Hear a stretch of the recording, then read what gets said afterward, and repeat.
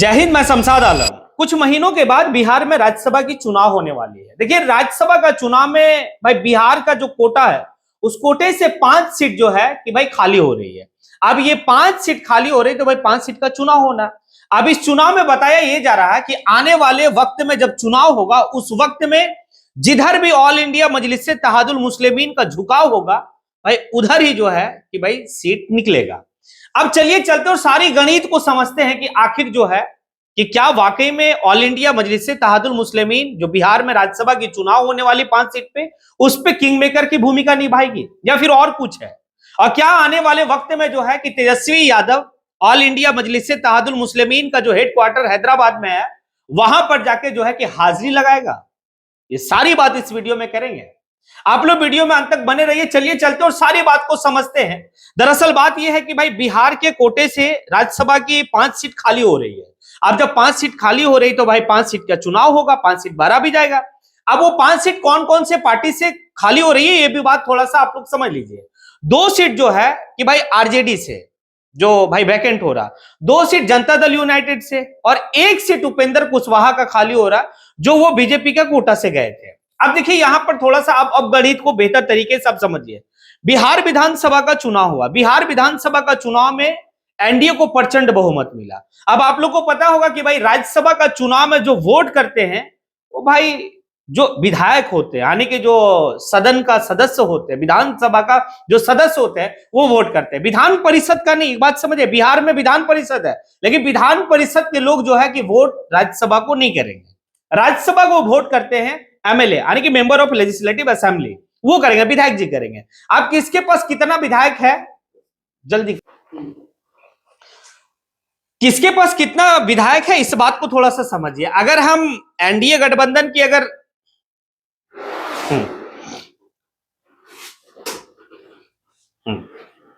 Light होगा बस छोड़ दो, गिरेगा वो।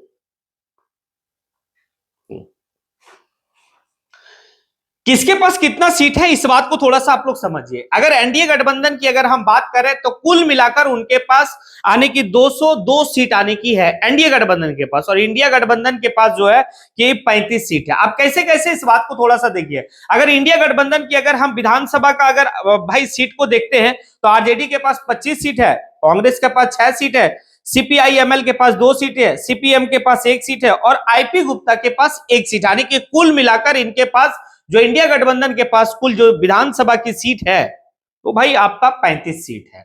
और इसी बात को अगर एनडीए गठबंधन में देखते हैं तो एनडीए गठबंधन में आपको यह देखने को मिलता है बीजेपी के पास 89 सीट, जनता दल यूनाइटेड के पास 85 सीट है, लोजपा के पास 19 सीट है, हम के पास 5 सीट है और आरएलएम के पास आने की 4 सीट है। टोटल जो है कि 202 सीट होता है आने की आपका भाई एनडीए कोटा में। अब थोड़ा सा समझिएगा कि भाई एक राज्यसभा का जो उम्मीदवार खड़ा होंगे उनको 41 वोट चाहिए।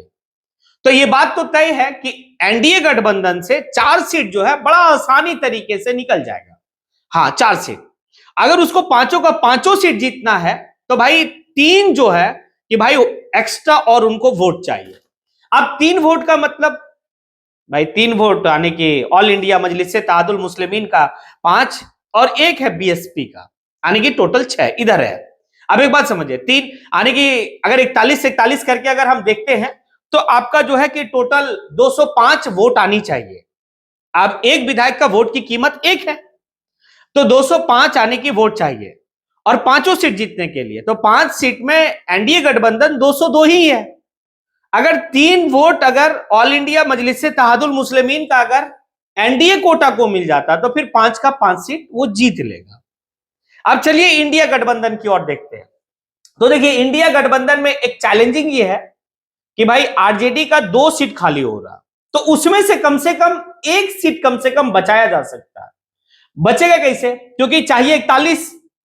अब 41 में 35 ही जो है कि इंडिया गठबंधन के पास है। अब इंडिया गठबंधन के पास 35 है तो 5 जो है कि अगर एआईएमआईएम यानी कि ऑल इंडिया मजलिस से तहादुल मुस्लिमीन के विधायक, पांचों विधायक अगर वोट करते हैं और 1 विधायक बीएसपी का वोट करता है तो फिर आरजेडी का 1 सीट जो है जीता जा सकता है। अब लेकिन बशर्ते यहां पर जो है कि डिपेंड करता है ऑल इंडिया मजलिस से तहादुल मुस्लिमीन के भाई ऊपर, किंग मेकर के रूप में, जो अंतिम वाला जो भाई सीट होगा, बड़ा टसन वाला सीट होगा, और ये चुनाव देखना बड़ा दिलचस्प रहेगा। और कहीं अगर ऑल इंडिया मजलिस-ए-इत्तेहादुल मुस्लिमीन अगर अलग ही खेला कर ले, तो हो सकता है कि भाई इस चुनाव में राज्यसभा ऑल इंडिया मजलिस-ए-इत्तेहादुल मुस्लिमीन कहीं कोई चला जाए, अगर खेला बेहतर खेला जाए तो। अब देखिए दोनों से जो है कि संभावनाएं बनती है। एक तरफ जैसे ही बिहार में प्रचंड बहुमत जो है कि एनडीए का आता है, तो भाई जैसे ऑल इंडिया मजलिस-ए-इत्तेहादुल मुस्लिमीन के सुप्रीमो बैरिस्टर असदुद्दीन अवैसी साहब आभार व्यक्त करने के लिए बिहार आए थे, तो उस वक्त में एक बात कहे थे कि हमारी समर्थन जो है रहेगी जनता दल यूनाइटेड के साथ और नीतीश कुमार जी के साथ, बीजेपी के साथ नहीं, नीतीश कुमार जी के साथ। और नीतीश कुमार की 2 सीट खाली हो रही है, हाँ बात समझिएगा, 2 सीट, और वो 2 सीट में जो है नीतीश कुमार साहब चाहेंगे तो ऑल इंडिया मजलिस-ए-इत्तेहादुल मुस्लिमीन का समर्थन ले सकते हैं। देना या नहीं देना वो ऑल इंडिया मजलिस-ए-इत्तेहादुल मुस्लिमीन के ऊपर है, लेकिन ऑल इंडिया मजलिस-ए-इत्तेहादुल मुस्लिमीन का कहना है कि सीमांचल की डेवलपमेंट के लिए हमको सरकार का हिस्सा बन के रहना होगा। तो ये भी हो सकता है कि 5 का 5 सीट एनडीए गठबंधन भी लेके जा सकती है, अगर तेजस्वी यादव बेहतर से जो है कि रणनीति को संवारते हैं। क्योंकि वक्त था विधानसभा का, और उस विधानसभा का चुनाव में ऑल इंडिया मजलिस-ए-इत्तेहादुल मुस्लिमीन जो है कि इंडिया गठबंधन में शामिल होने का बड़ा जो है कि जुगाड़ लगाने का कोशिश किया। भाई वो चाहा कि हमें जो है कि इंडिया गठबंधन में शामिल कर लो, और महज हमें कितना सीट चाहिए, 5 सीट वो मांग रहे थे 243 में, लेकिन नहीं रखा गया। तेजस्वी यादव साफ इनकार कर दिया, और यहां तक कि मतलब बैरिस्टर असदुद्दीन अवैसी साहब को तेजस्वी यादव क्या नहीं कहे, चरमपंथी कहे। अब क्या ऐसे वक्त में ऑल इंडिया मजलिस-ए-इत्तेहादुल मुस्लिमीन के जो विधायक हैं वो आरजेडी के कोटे से जो भी खड़े होंगे, क्या उनको वोट करेंगे?